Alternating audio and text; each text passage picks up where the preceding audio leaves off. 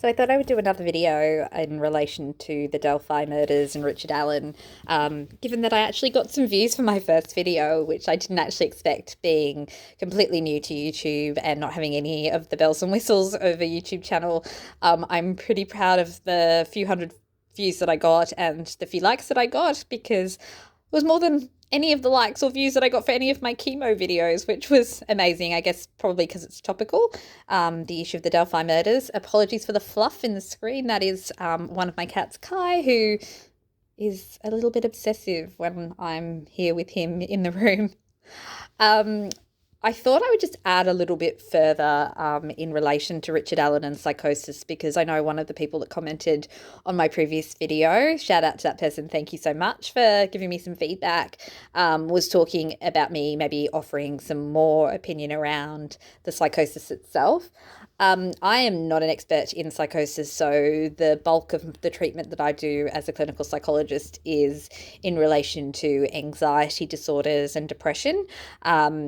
I find in private practice you don't often get clients that present with psychosis. They're usually treated in the public health system and by psychiatrists, hospitals, etc. So it's certainly not an area of specialty for me. I wouldn't say that I've had any client who has been psychotic or in a psychotic episode, I suppose, through my career. I did work in the jail system, so of course I did see people who had elements of psychosis there. Again, I wasn't their treating practitioner, and I generally see them more for the risk intervention kind of meetings that we would have around sort of risk to self and others. Which didn't involve a lot of assessment with them. I would usually sit on a panel with the mental health nurse and a correctional officer to make decisions in relation to their safety. Sorry, I had to stop recording for a minute because one of my other cats, I have two, is scratching in the background. Talking of criminals, she's very naughty. So basically, just wanted to have that caveat that this isn't an area of expertise for me, but I do have enough, general understanding and knowledge of mental health issues from my training and my quite extended career in clinical psychology.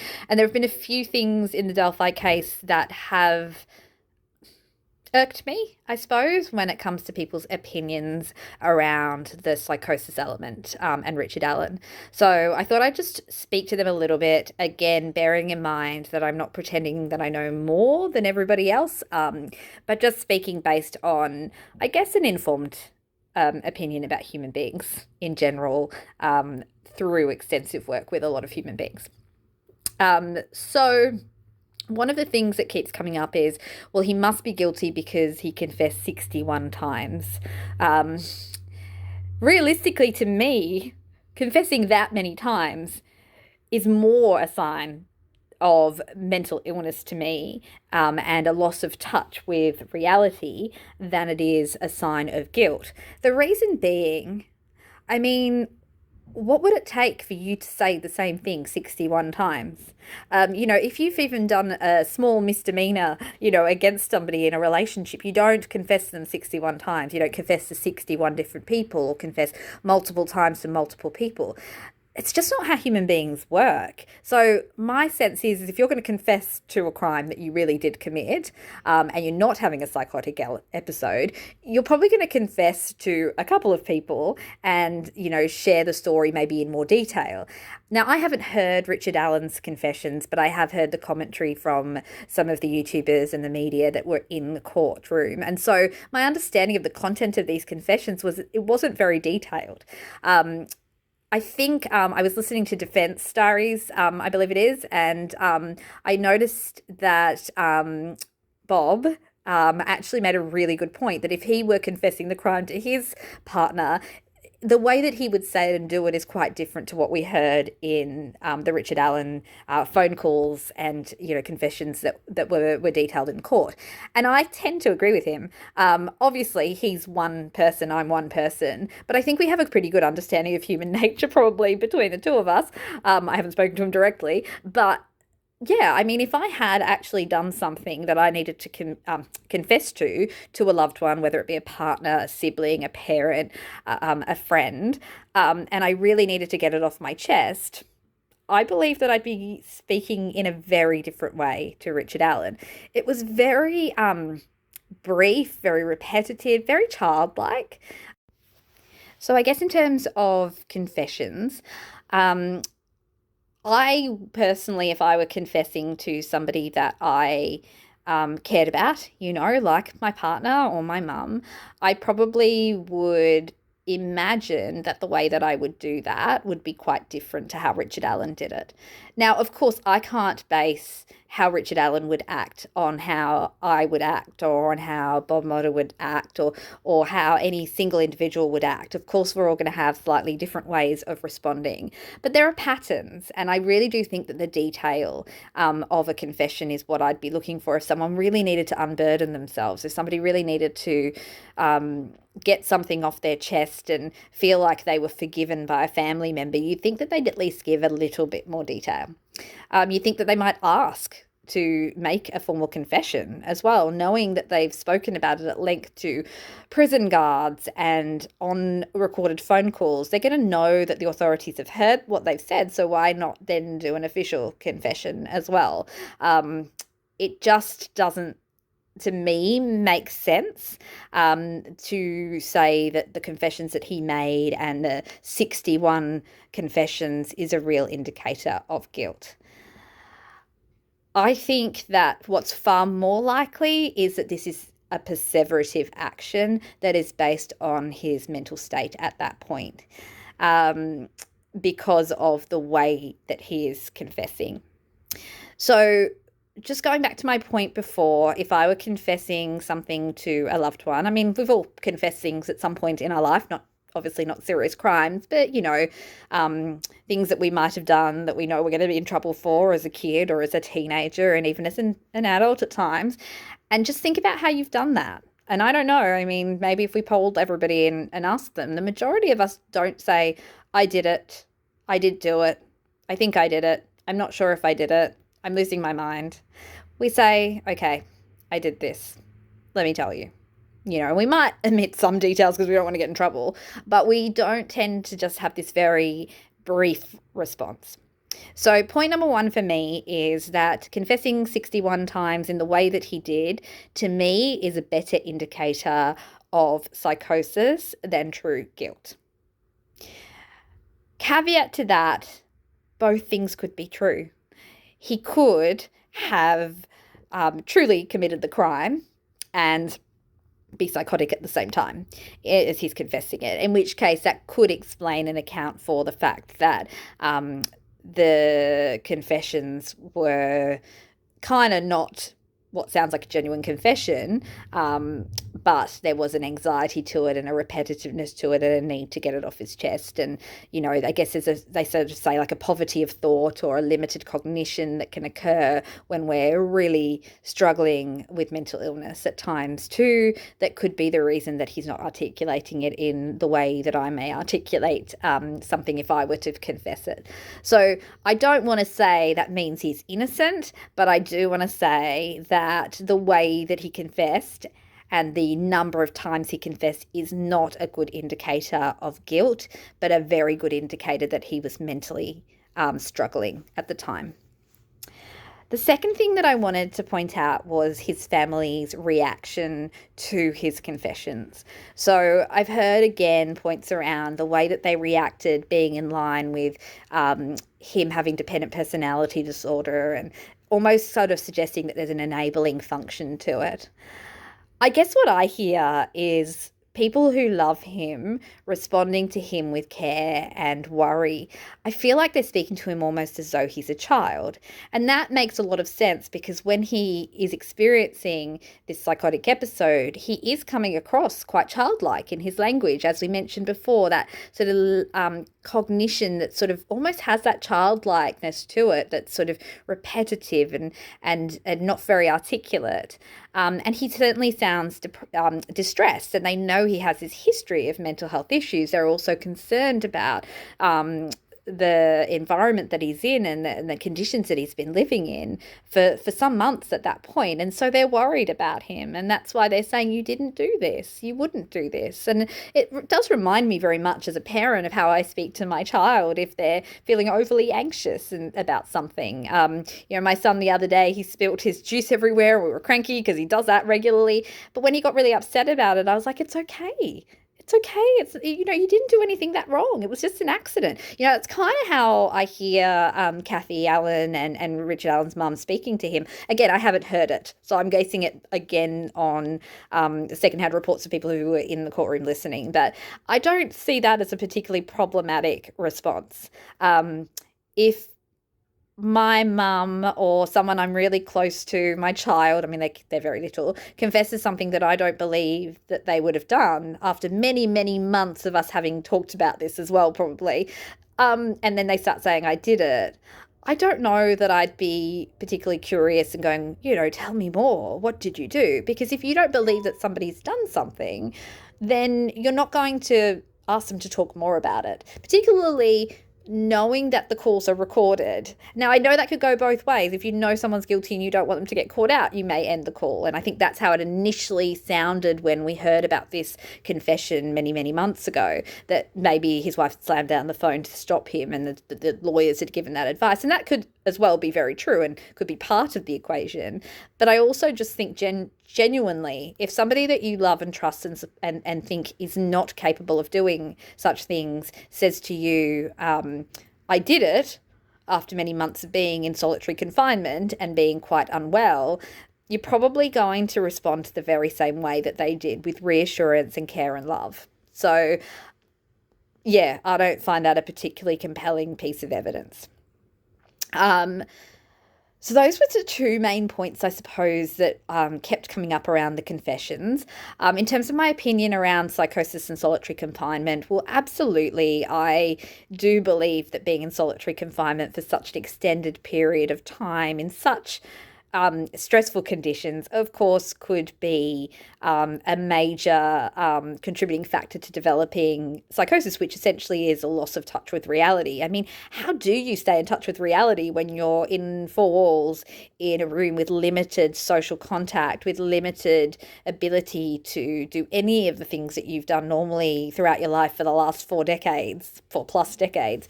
It's just beyond understanding. I mean, look at how all of us reacted to being locked down during COVID. The majority of us found that incredibly hard, but we were locked within our homes with creature comforts and family. But even then, we all struggled psychologically. There was certainly an increase in the uptake of my services as a clinical psychologist during that time. So let's be realistic. I think that anyone could see that being in those conditions could lead to the development of psychosis. Now, would it lead to development of psychosis 100% of the time? Of course not. We're all different. I mean, we know that you put 100 people in a traumatic situation of equal intensity, and you're going to see people respond differently. Some people will go on to develop PTSD, some people won't. Now, we know that Richard Allen already had pre-existing vulnerabilities owing to the mental health concerns that he had had. Then let's add on this, being accused of such an awful crime. I mean, it's unimaginable. Now, again, whether he was guilty of that crime or not, those conditions could lead to psychosis. So this is not an indicator that he is not guilty, but it is also not an indicator that he is feigning. Another proposal that I've heard is that, we hear these things from people in jail that that this is a commonplace activity that people will do to kind of manipulate the system and get out of being locked in solitary confinement. Again, I can only speak to my limited experience, but I do have some experience in the forensic setting. And some of the things that I think would be easier, I suppose, if we're looking at easier things to do to manipulate a situation like this and appear more unwell so that you can actually be taken out of solitary confinement, would be things like threatening suicide, would be things like a hunger strike. Again, I didn't follow every single part of this trial, so I may be missing all of the details of exactly what went on in that cell. But I really think there are a lot of things that you could do prior to eating your own excrement. I mean, to me, that's torture. Honestly, gross, right? Awful thing to have to do. I don't know that you would do that willingly to look a certain way. There's another point that I wanted to raise. Too many points that I want to raise. Got to try to organize my thoughts a little bit better. I am new to YouTube. I haven't planned this. I'm just sort of speaking off the top of my voice, and I hope my ramblings are somewhat useful for people. That's the point. Yes, cat number 2, Lulu, the criminal cat. So one of the other things that I've heard people say is the way that he speaks in the phone calls or at times comes across very lucid, and therefore can't have been having a psychotic episode. And I wasn't 100% sure of this, but I didn't feel that was correct. My understanding of someone in a psychotic episode is that there can be people who are floridly psychotic, and they are the people that we might see sort of yelling out on the street or in the emergency department that are just, really talking at a quick pace and pressured speech, and the kind of typical understanding of what a psychosis episode would look like. But that isn't everyone. And I've seen people, again, in my personal life where they've had some elements of psychosis, but other parts of them kind of present quote unquote normal. And so I did just do a really quick search to just see whether my instincts are correct. And of course, that is the case. As human beings, we have parts. It's something that I'm passionate about, exploring and explaining to people that, there are multiple parts of ourselves at play, and that's in any of us. This is multiple personalities, multiple parts. I'll talk more about it in time. But basically, there would be parts of him that had lost touch with reality. There'd be other parts of him that hadn't. It's not like an amnesia episode where, and even then, in amnesia, the same thing is true. It's not like the movies where someone necessarily forgets everything. It's often that, they lose a part of their memory. But in this case, it's quite possible that he could be talking about beliefs related to a psychosis in a calm way, particularly if there's not persecutory kind of beliefs. I mean, if he felt that people were after him and chasing him, then he may sound more anxious and more kind of rapid in his speech, versus if he's talking about things he thinks he did, where he's going to sound more apologetic and sad in his speech. So I haven't heard his speech at all, but again, I don't think that we can make this assumption that because somebody speaks the way I'm speaking now, that they don't have any signs of psychosis. I do speak fast anyway, so I don't know. People might think that I have signs of psychosis because I'm a big, quick chatter. But all I mean is that I could be saying, I think that the demons are speaking to me through the television, like that. And that could seem like I am a very rational, calm person, so I couldn't have psychosis. That's not the case. I mean, actually, as I was saying that, I was thinking about some of the people that I have come across in my work with the homeless population. And I remember a guy that I worked with, we would go out on a food van to see, and he would talk to me, and he'd have some unusual beliefs that, certainly had lost touch with reality, but he would say them with such conviction, as though he was just a very knowledgeable person speaking to me. And I'm sure he was a knowledgeable person too, but the things he was saying were clearly part of a mental health issue. So all I can say is that people with psychosis are not always speaking in a rapid, pressured, kind of disorganized way. There are so many different ways that psychosis can present. So again, not a very good way to determine someone is or isn't psychotic. Can be part of the picture, but it's a puzzle. Like, there are lots of pieces, and some of those pieces could be present and some of them could be missing. It's more of a spectrum than this kind of continuum opinion that people have of mental health issues.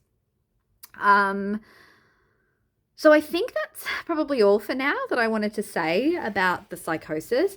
Having said everything that I've said here, my opinion is that Richard Allen did experience psychosis within his stay at the Westville Correctional Facility. I don't believe that he was put in conditions that were fair, or in line with what we would expect in a humane society. That does not mean that I think he is not guilty or that he is guilty. I am so glad I am not on that jury, because I have no idea. There is some evidence that I absolutely think is questionable. There is some evidence that I think might hold some merit. I don't know, and I have not looked at it in any detail. And yeah, I would really find it hard to make a decision if I were on that jury. So my points here are more around helping people to understand mental health issues, and to see the impact that mental health issues could have in this situation.